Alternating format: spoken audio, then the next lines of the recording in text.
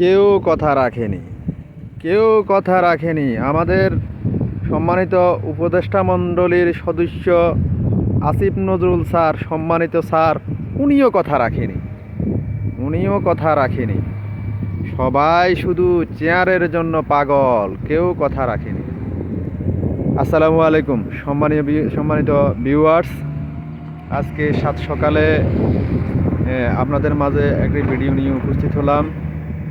গতদিন রাত্রে আমরা তো সারাদিন প্রবাসে থাকি, সারাদিন কাজকর্ম নিয়ে ব্যস্ত থাকতে হয়, রাত্রে একটু ফ্রি থাকি।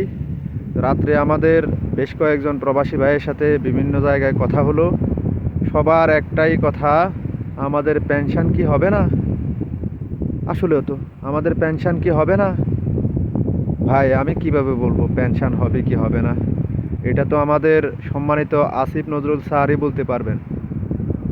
আহা, আসিফ নজরুল স্যার কীভাবে বলবেন? উনি তো কথা রাখেননি, উনি তো আমাদের সাথে প্রতারণার ফাঁদ পেতেছেন। সম্মানিত ভিউয়ার্স, ওভাবে বললে হয়তো উনি রাগ করবেন, আমরা ওভাবে বলতে চাই না।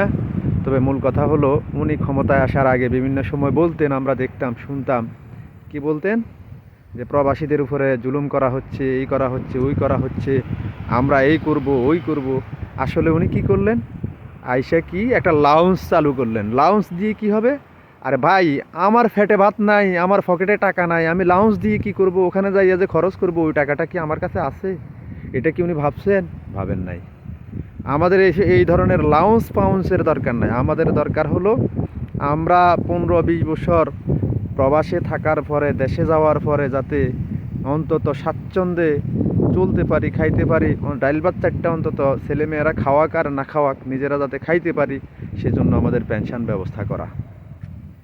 আপনারা যদি আমার এই বক্তব্য শোনার পরে আপনারা যদি মনে করেন যে আমাদের সবার পেনশনের দরকার আছে, লাইক কমেন্টসের আমার দরকার নাই, আপনারা ভিডিওটা বেশি বেশি শেয়ার করেন। আর আমরা আগামী যে জন্য এই ভিডিওটা করা, সেটা হলো আগামী জানুয়ারির 1 তারিখ থেকে, যদি তার পূর্বে আমাদের পেনশনের বিষয়ে কার্যকর ভূমিকা গভর্নমেন্ট সরকার, বর্তমান অন্তর্বর্তীকালীন সরকার না নেয়, তাহলে আমরা রেমিটেন্স শাটডাউনে যাব। যারা যারা একমত আছেন তারা আমার সাথে সহমত প্রকাশ করবেন এবং ভিডিওটা শেয়ার করবেন। আর আমরা আগামী 1 তারিখ, 1 জানুয়ারি 2025 সাল হবে আমাদের জন্য আমাদের হক আদায়ের সাল। হক আদায়ের সাল আমাদের এটা আমাদের ন্যায্য পাওনা, আমাদের ন্যায্য পাওনা আদায়ের সাল হবে 2025 সাল। আমরা 2025 সালের শুরু করব রেমিটেন্স বন্ধ করে। আমরা রেমিটেন্স দেওয়া বন্ধ করে দেব। আমাদের পরিবার চালানোর জন্য যেটা দরকার, যে সীমিত যে টাকা দেওয়া দরকার, এটা আমরা অন্যভাবে যেভাবে পারি ওভাবে ম্যানেজ করব, ওভাবে দেওয়ার চেষ্টা করব।